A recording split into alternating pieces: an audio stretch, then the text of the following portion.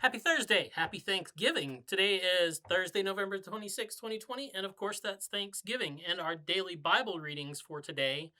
By the way, this is the new daily Bible reading for year B of the lectionary cycle, A, B, C. We're in year B because this Sunday is the first Sunday in Advent, which is the first Sunday of the Christian year.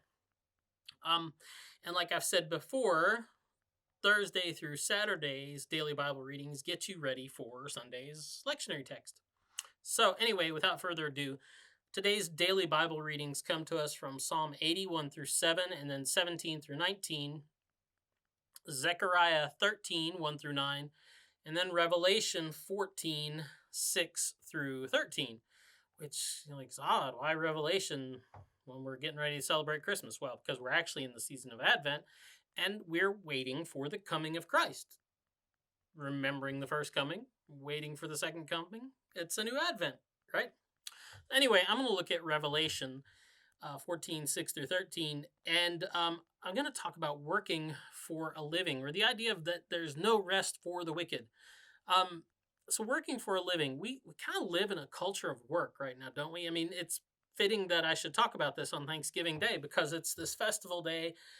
It's this feast day where we're off from work, and yet some of us, a lot of people are probably working harder today than they ever do, although it's for a different reason, right? It's to celebrate a time together with family. It's a different kind. We don't really look at it as work, do we? So, we live in this culture of work where I think a lot of us are just living to work instead of, working for a living, right? We've kind of in this messed up sense where instead of, you do work so that you can enjoy your life, so you can live, we end up living just to work. Working for the sake of work, right?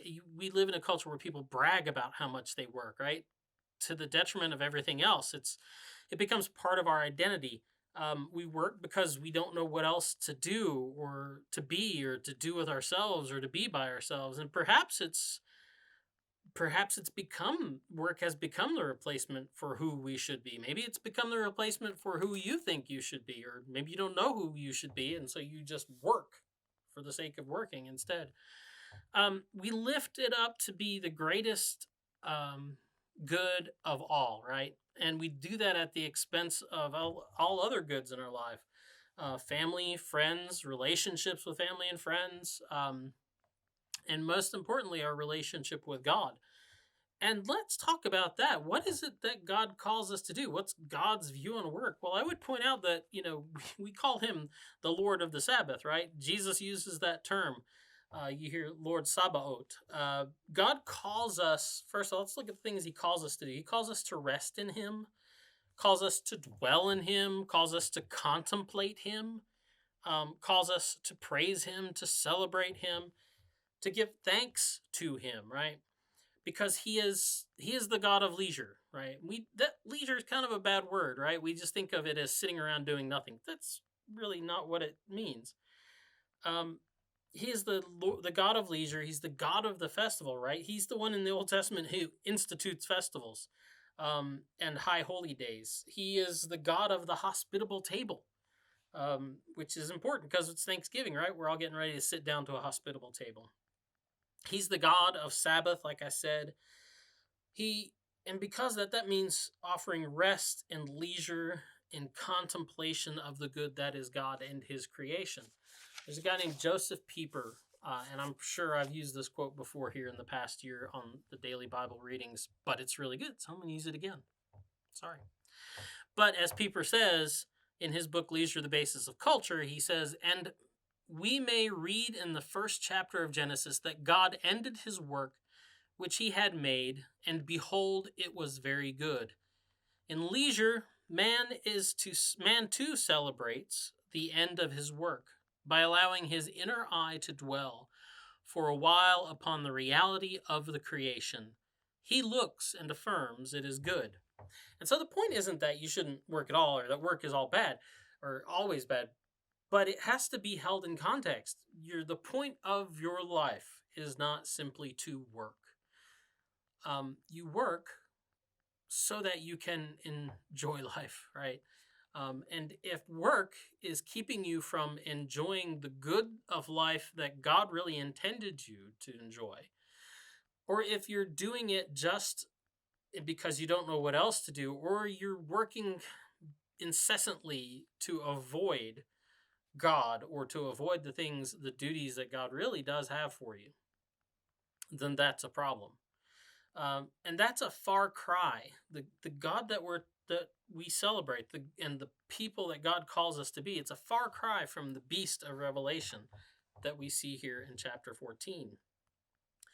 And we have this verse beginning in verse 11 and going through 12, and it says, "There is no rest day or night for those who worship the beast and its image, and for anyone who receives the mark of its name." And it leads me to question if work has become the whole point of your life. If you are not comfortable with anything else, and you can't even sit by and contemplate the goodness of God, and contemplate and give thanks for the goodness of this world that He's placed you in, what is it that you're celebrating, and what is it that you're worshiping? To me, the idolization of constant labor seems to be a constant torment of never being able to set aside the busyness to attend to that which really truly has worth. Laboring incessantly without end, without anything to show for it. To me, that's a nightmarish situation to be in. Whatever God it is that calls us to that is surely a beast. So, and he's beastly. And he's a far cry from the Lord of Sabbath, who calls us to rest from our labors. So, have a good Thanksgiving. Don't get up too early and do the Black Friday sales. It's not that big a deal. You're not missing out on anything. Stay home. Contemplate the goodness that is God and His creation. And we'll see you tomorrow. Actually, Huggins will see you tomorrow with a DBR. Have a good day. Boop. Oh, eat some turkey for me.